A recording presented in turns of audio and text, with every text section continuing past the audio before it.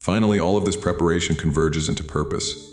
You realize that your journey is never solely about surviving, it is about leading, inspiring, and uplifting others. The solitude, the challenges, the lessons, and the insights have all been preparing you for this.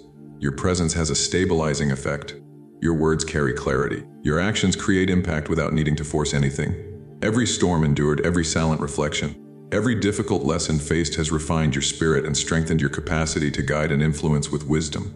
Nature has trained you not to dominate, but to support, not to push, but to lead with calm authority, and not to demand, but to inspire. You are learning to use your power responsibly and compassionately. If you feel this calling, recognize it and allow it to guide your actions. Here's the truth in English. When you witness these lessons unfolding within you, it confirms that nature has chosen you for something extraordinary. Even in moments of stillness, even in solitude, you can feel the pull toward your mission. The signs are all around you. Your affinity for quiet, your attraction to reflection, the clarity you feel after storms of change. The ultimate realization comes when you understand that your purpose is bigger than yourself. You were trained to endure, to observe, and to understand so that you can lead with insight and empathy. The trials, the challenges, the pauses, all of it was deliberate. Your path is not easy, but it is meaningful. And when you finally step forward with awareness, strength, and clarity, you carry the energy of nature's training with you. Remember this, the pull of solitude, the lessons hidden in life's challenges, and the guidance you feel within are all signs that you have been chosen by nature for something extraordinary. Embrace it.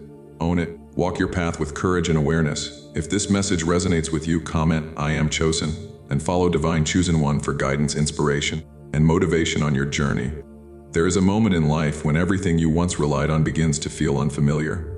The things that used to excite you no longer bring joy.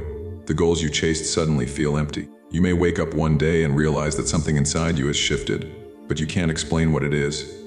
This is often the beginning of the dark night of the soul, and it usually arrives quietly. Unlike external crises, this phase doesn't always come with dramatic events. Sometimes nothing bad happens at all. Yet internally you feel disconnected, tired, and deeply reflective. You question your purpose, your identity, and even your beliefs. You might feel like you're standing between two versions of yourself, the one you were and the one you don't yet understand. Chosen ones often experience this phase because their awareness grows faster than their environment. You begin to see through illusions that once comforted you. Superficial conversations feel draining. Old routines feel meaningless. You're no longer satisfied with distractions, but you haven't yet discovered what truly fulfills you. This inner tension creates confusion, and confusion creates silence. The silence can feel uncomfortable at first. Your mind slows down, but your thoughts become heavier. You start replaying memories, questioning past choices, and wondering why life feels different now. You may withdraw from people, not because you don't care, but because you no longer resonate with the same energy. This is not depression, although it can look similar. The difference is awareness. Even in the darkness, there is a quiet knowing that something important is happening. You don't feel numb, you feel deeply.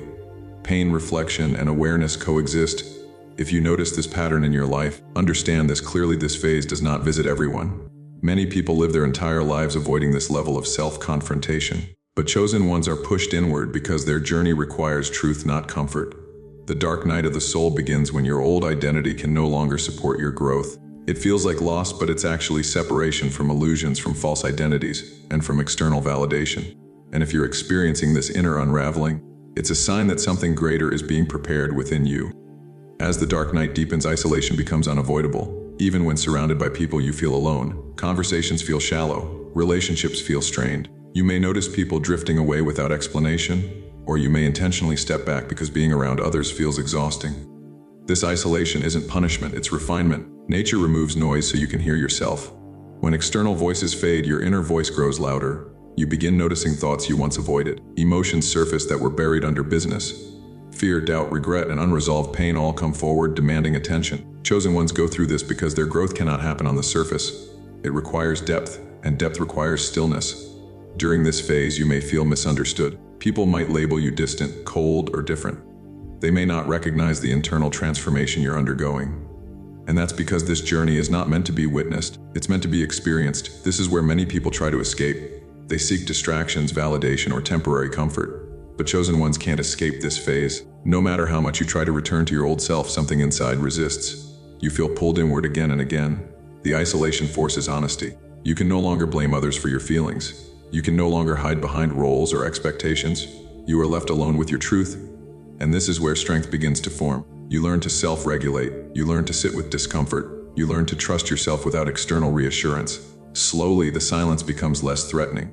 You begin to understand that solitude is not emptiness, it's space. If you feel drawn to this solitude, if you crave quiet instead of chaos, this is important to recognize. It means your system is recalibrating. Nature is removing what no longer aligns so something stronger can take its place. This phase shapes emotional independence. You stop seeking permission to be yourself. You stop explaining your depth to those who can't meet it. And although it feels lonely, it's actually liberating. Then comes the hardest part, the emotional collapse. This is when life seems to test you all at once. Plans fail, stability disappears, people disappoint you. Old coping mechanisms stop working. This is not random. Nature breaks what is false so what is real can survive. You may experience grief without knowing exactly what you're grieving. You may feel like you're losing parts of yourself yet unable to return to who you were. This in-between state is painful because it lacks clarity. But clarity is forming beneath the surface. Like a seed breaking open underground, growth is invisible at first.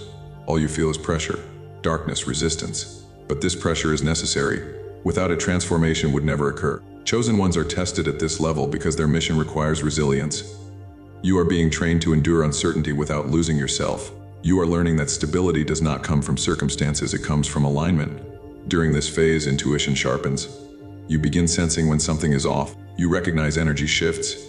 You become more selective with where you place your attention. You no longer tolerate what drains you.